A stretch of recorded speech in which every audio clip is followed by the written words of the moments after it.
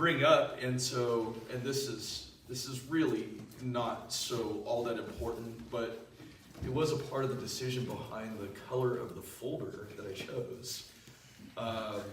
In Christian tradition, the four Gospels are often represented by specific colors that help to convey distinct themes and messages of each Gospel. I realized I don't have this on the screen for you. I'll pull that up for you. And so the Gospels in Christian tradition have been represented by different colors. And so Matthew is associated with green. I don't know who decided these when, but they've been sort of a thing that's been going on for who knows how long. And so just so you know, that there was actually a specific reason behind choosing the folder for you guys to have for your class material. Mark is linked to red, representing sacrifice and the passion of Christ. And Luke is typically depicted in blue, signifying hope and the divine. And then John is often shown in gold, representing glory and divinity. So if ever you're wondering, colors in the Bible, well, this is not officially like something from the Bible for these. Man has designated these, but there you go. If the Bible is filled with all kinds of symbolism, we love symbolism. I gave you more symbolism just in your class materials, so there you go. Wanted to share that with you. And let's continue on with some more of our stuff here and get into... All right, so we've been looking at the breakdown of the book of Matthew, and so the middle section, you kind of have the bookends, chapters 1 through 4, or through the start of 4, or middle 4, that deals with the early life of Jesus. And Jesus comes onto the scene and starts teaching at what age? Yeah, the age of 30, right about 30. And then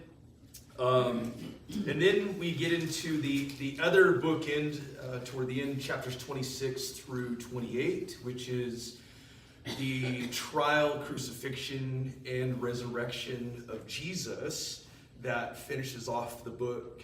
It both starts and ends with message about the kingdom, really, and proclaiming the message and this gospel message of the good news of the kingdom and the good news of salvation. And so it begins and ends with Jesus, Emmanuel, meaning what? God with us. And then closed with Jesus saying, I will be with you, as he commissions the apostles and sends them out into all the world to take the gospel and make disciples of all nations.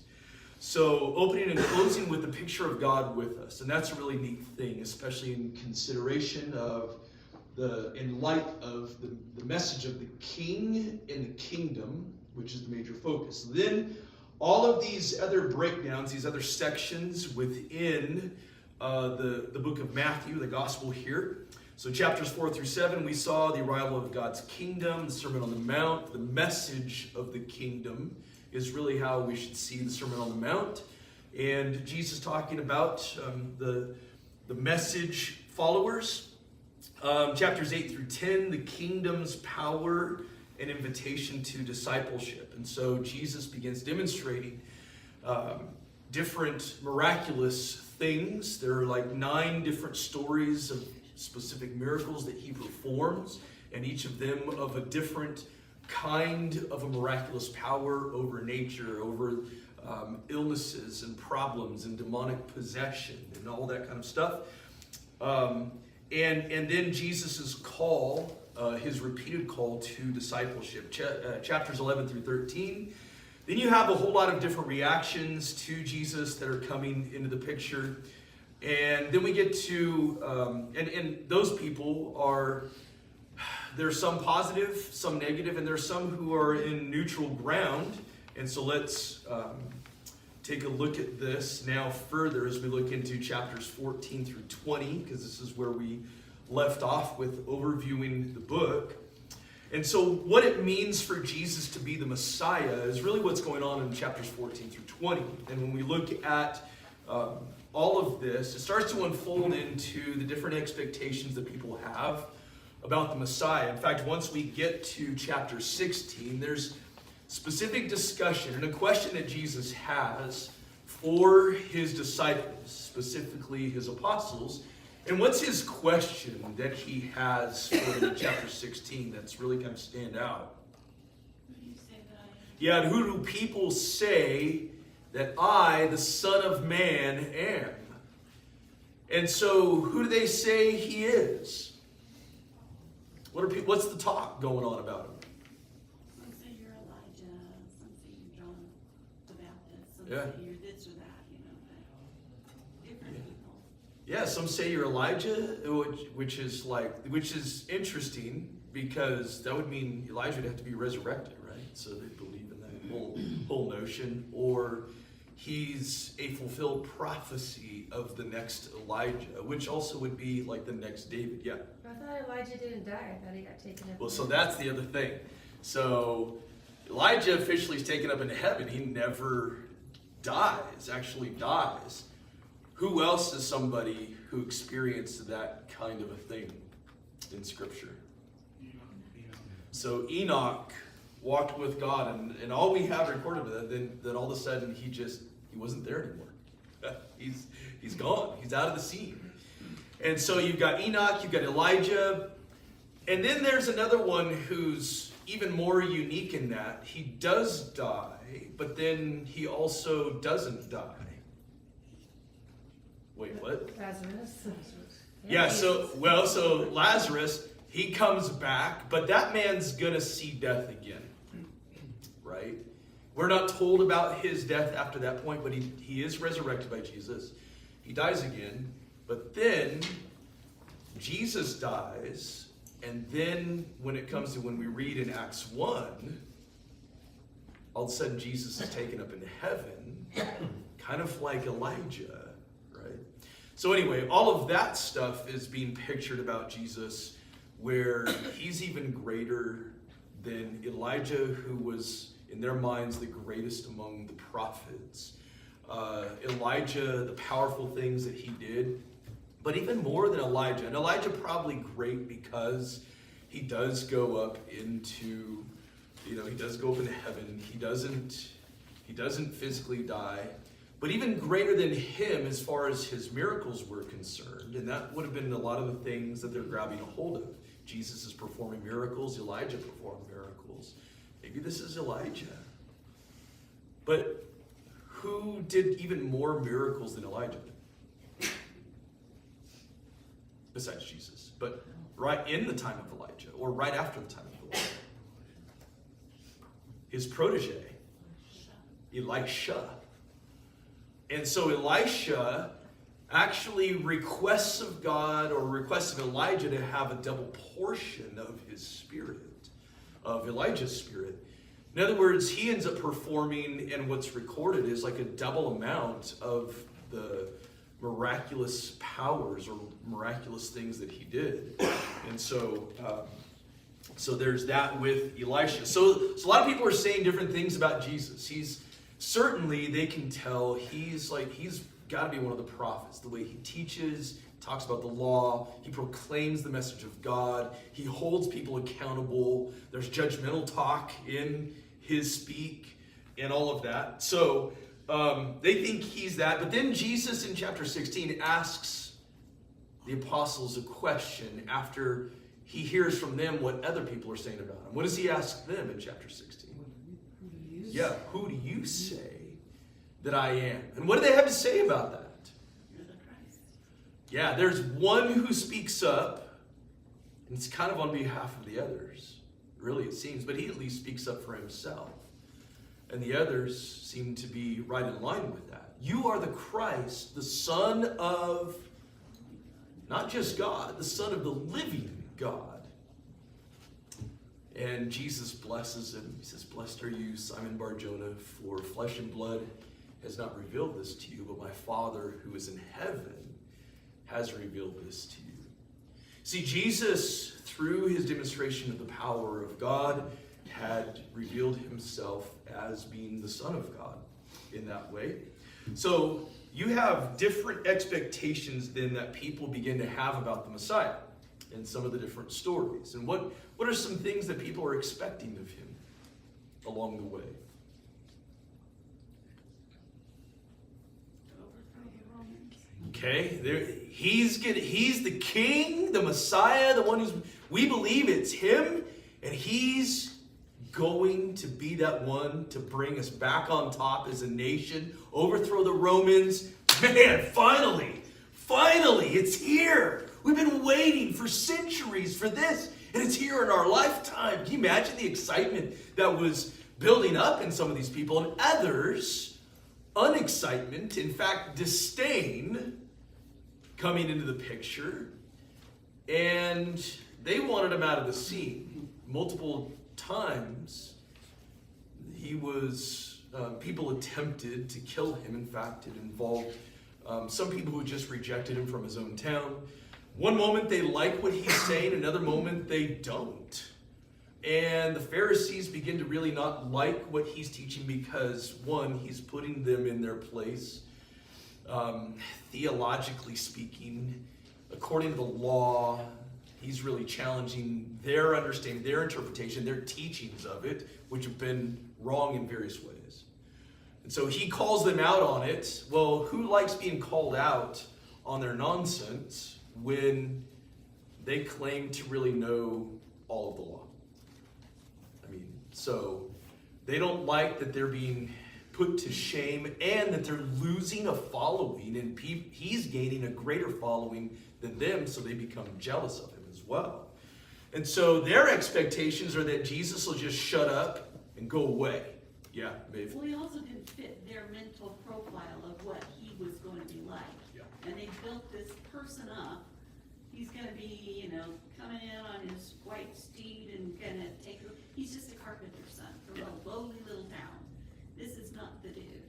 And so they rejected him partially because he didn't fit the profile. Yeah. And they were looking for something totally different, and certainly not somebody that was going to bring them down. Yeah, absolutely. Good point. So you have people who have their minds already made up that he is not the one who fits the bill for being that king after David, right? From the line of David, all of that stuff. Then think about all the times that they have looked at someone and thought, could this be the guy? How many times had they gone through that? And they're looking at somebody going, maybe, just maybe. Or do you think they just kind of began to lose hope that there's really anybody who's going to fit that? Or no one really? We've gone through this any number of times. Century after century, people after people come and go in this life. No one ever fits the bill. Who's ever really going to fit that? And when Jesus comes on the scene and does miraculously the things that he does, and then to see that they not only just reject it and just like dismiss it, they don't even dismiss it. They accuse him of doing his powers and abilities by what? By Satan, by Beelzebul, by Belial, right? I mean, all that kind of worthlessness that they attribute his power to. And he goes, what? That doesn't even make a lick of sense. How is it that Satan would cast out Satan? How would he be against himself? This doesn't even make any sense. Your logic is way out of whack, but they're grasping at straws because they just don't like other things about him. Can you imagine someone performing miraculously the abilities that he did and then saying, nah. And then not only no, but that's actually the devil's work. Wow. And you know what? That same kind of stuff still goes on today, doesn't it? From the reasoning, the logic that people give to try and dismiss or discount what really is of God and from God, right? Okay. So what Jesus ends up showing is that his kingdom really is an upside down kingdom, where you're going to be, really what his kingdom's about is being humble servants and being people who go to the foot of the table and, kind of stuff. And it's not the kind of, what his apostles are arguing about getting to sit in the kingdom next to him. He's going, what are you guys arguing about? Don't you realize that being my followers is going to mean walking to your death? And there are going to be people who absolutely hate you. It's not all glory and glamour like you think in earthly kingdom terms. There is glory to it, but in the Gospel of John, he'll use that concept of the glory and being glorified as a reference to his crucifixion, the Son of Man being glorified. All right, so the upside down kingdom, a suffering servant that Jesus talks about. I'm going to die, I'm going to die, I'm going to die, I'm going to die by the hands of who? The leaders. Yeah, the leadership of Israel. They're going to kill me. Wait, all these spiritual people who are leading people closer to God, supposedly? Those people, he says. To the point that even Peter's going to stand and speak up and rebuke Jesus for suggesting such a notion that he was going to die, right? Imagine trying to fathom it. We know we are following the Son of God. We know we are following the Messiah. We know we are following the King, the one that God promised to come. You think God's going to let him die before the kingdom even has a chance to really get off the ground and overthrow Rome? And they still had some misconceptions about what the kingdom really was about. And then Jesus confronts Israel's leaders, and this is where things get hot and heavy. You could call it the clash of the kingdoms. Really their idea of kingdom versus Christ's eternal kingdom, that his authority ends up being challenged as well along the way, and so much so that things are really coming to a head. Jesus, in Matthew 23, is going to critique the leaders. He's going to criticize, he's going to pronounce in prophetic ways, as the prophets would do, woes. Woe to you, or woe to you, scribes, Pharisees, finish it. Hypocrites, right? Woe to you, scribes, Pharisees, hypocrites. Before he issues out all these woes of, you do this, but you're missing this with God's law. You do this thinking you're really following after the things of God, but you're missing the more important things of the law, the weightier matters of the law.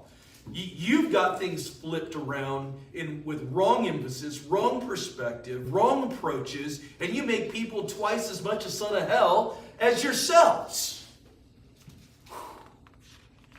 Man, this is hefty talk. Jesus is now criticized. At the very beginning of that chapter in 23, though, Jesus is going to tell his apostles that the leaders of Israel, the scribes and the Pharisees, they sit where? In Moses' seat. They sit in a place of teaching and enforcing God's law. He says, do what they say, but don't do what they do.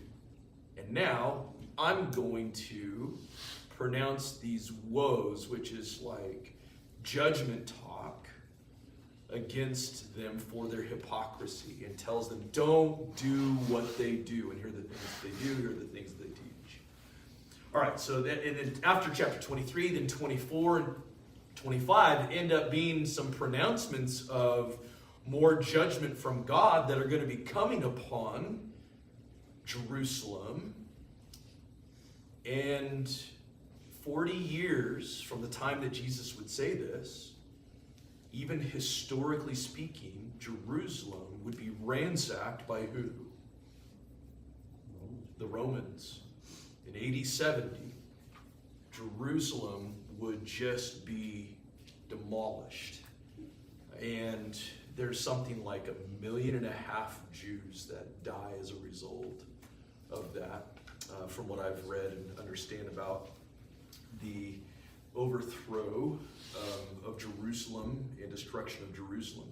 So Jesus talks about that, and in connection with that, he also talks about preparation for not only the Romans coming and overthrowing and destroying Jerusalem, but being prepared then and learning from that to be prepared for the coming of an even greater king who's going to be the judge of our hearts and lives. And so that's Matthew 25 that rolls more into that picture and what it is to really be counted among the sheep as Jesus is the shepherd, right? Okay.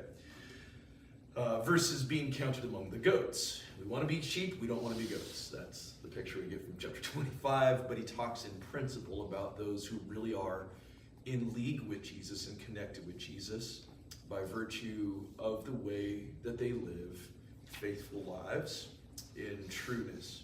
All right, so then you have chapter 26 through 28, this bookend here. Now we have the crucifixion and the resurrection. So in chapter 26, we've got Jesus having his last meal with the apostles. And it's going to be the Passover, a very significant holy day for the Jews. What did the Passover mean for the Jews in their practice and participation in the Passover? What was it about for them? Deliverance.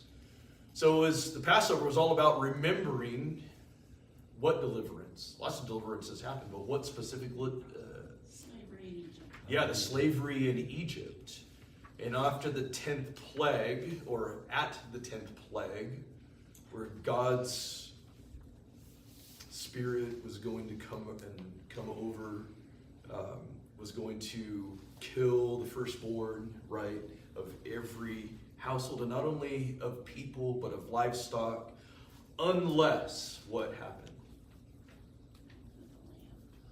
Unless they took a lamb and killed it and did what with its blood? And painted it on the doorpost, right? And it would see the blood of that lamb on the doorpost and pass over that household, and there would be no death. And now Jesus partakes of the Passover, and he repurposes two elements from that, where it's the bread and the wine, the fruit of the vine, that he, as he would call it. And he would say, these two things represent my body and my blood. What about the lamb, though? Why doesn't Jesus reinstitute or repurpose this memorial for us today by incorporating the killing of, the cooking of, and the eating of a lamb on top of unleavened bread and fruit of the vine? Because Jesus was our lamb. Because Jesus is the lamb.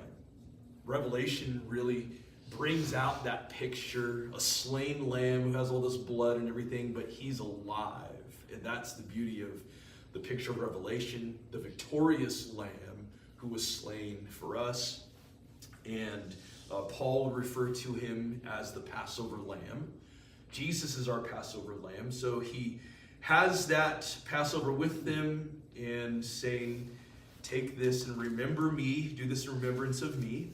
Jesus then is arrested that night. He is put on trial in the middle of the night. You think any of those people wanted to be there for the trial? You know, imagine Pilate, what are you waking me up for? And all of that. But I tell you what, is as much as they set up an unjust trial against him with false witnesses, you could tell they were glad to be awake and to be having this trial. And trying to find things against him. So then Jesus is crucified that next day.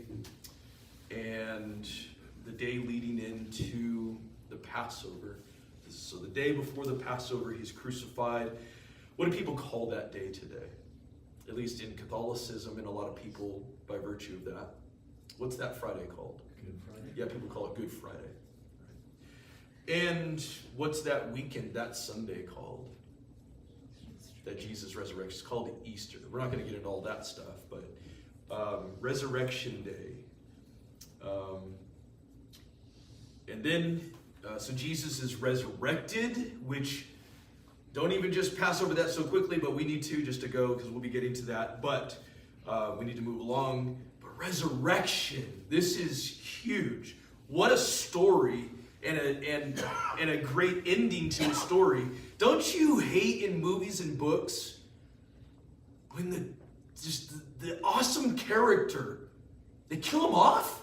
At the end. At the end? What kind of movie is this? What kind of book is this? Well, this book, the greatest character is killed off.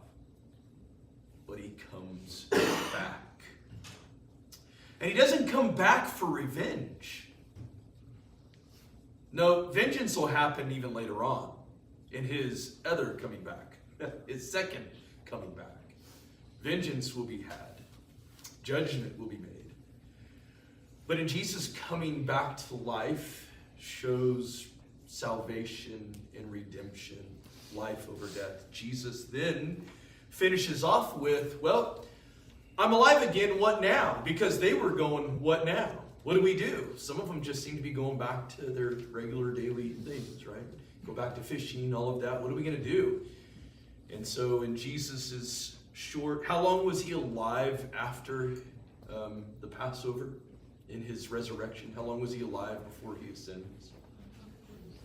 40 days. Jesus has 40 days to get them geared up and ready for what we call the Great Commission in Matthew 28, where he says, go into all the world. Before he would say, go into all the world, make disciples of all nations, baptizing them in the name of the Father and Son and Holy Spirit, teaching them to observe all things I've commanded you.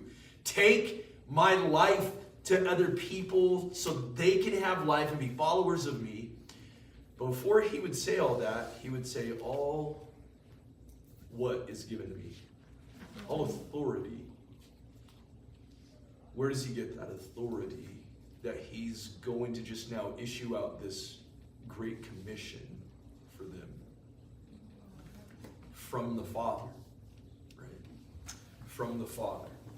So, with all of that, you see the King of the Jews is put on the cross as the accusation. Isn't it interesting that they placed this message on their King of the Jews, and it was intended to be, well, it's the accusation of the crime. And isn't it interesting that the accusation is actually a true statement of who he is?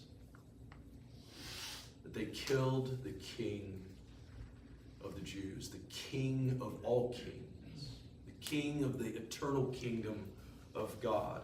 And Isaiah 53 talks extensively, very, very poetically, but in very picturesque ways about the servant who would suffer for your sake and for mine. The suffering servant text in Isaiah 53. All right. Anything from any of this overview stuff that anyone wants to bring out as we look at Matthew? Okay, so there's the whole picture on that. And so now we're looking at Matthew chapter 1 with a few minutes anyway. We'll get into a few things here, at least something. Let's look at question 1 here and ask the question, why does Matthew refer to Jesus as the son of David and the son of Abraham in verse 1?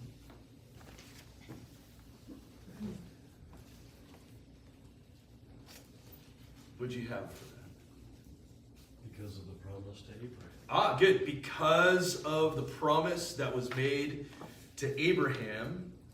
And what promise was that? From his seed. Yeah. So it would be, hang on a second here. I gotta catch up here. Yeah, man, some stuff's not coming up like I want it to. There we go. So in your seed or through your offspring, singular, all the nations of the earth shall be blessed because you have obeyed my voice. Multiple times God throughout Abraham's life would make this promise to him about an offspring that would come from him that would be the blessing to the whole earth, to all people of the earth.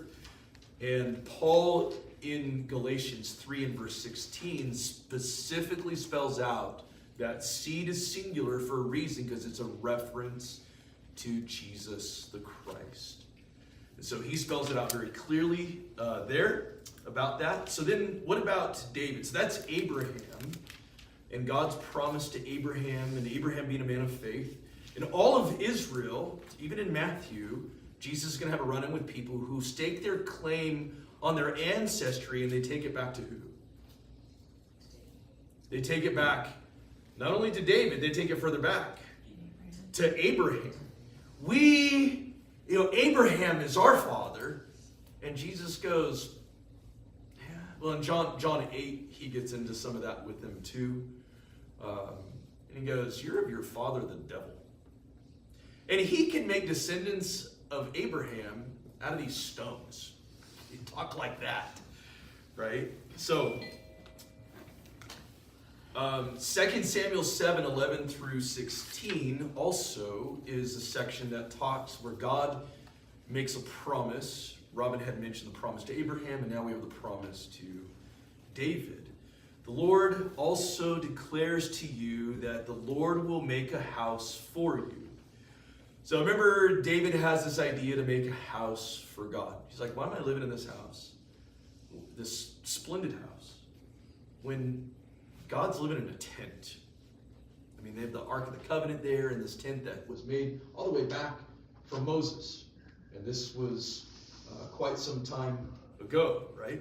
And so God's just living in a tent. David has this idea, we need to build him a spectacular place to house his presence among us,